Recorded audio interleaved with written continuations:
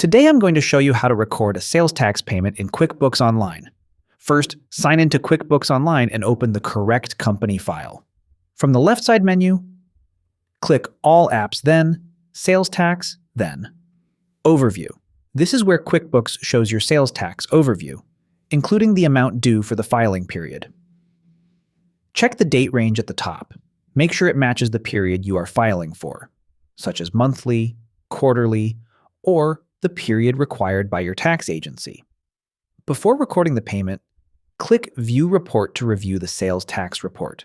Check the taxable sales, non-taxable sales, tax collected, and tax due.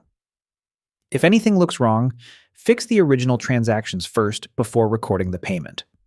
Once the report looks correct, make the actual payment to your tax agency.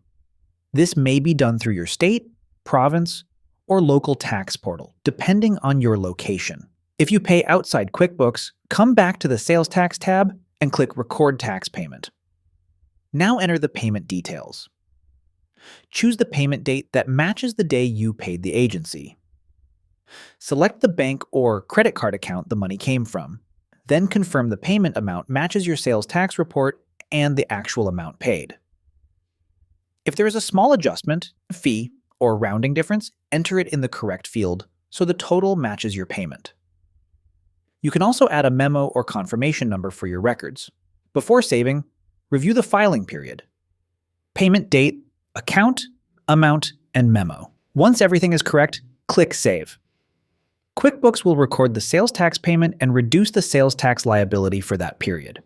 To confirm everything is correct, you can run the sales tax report again and check that the balance for that period has been cleared. And that's how to record a sales tax payment in QuickBooks Online in 2026.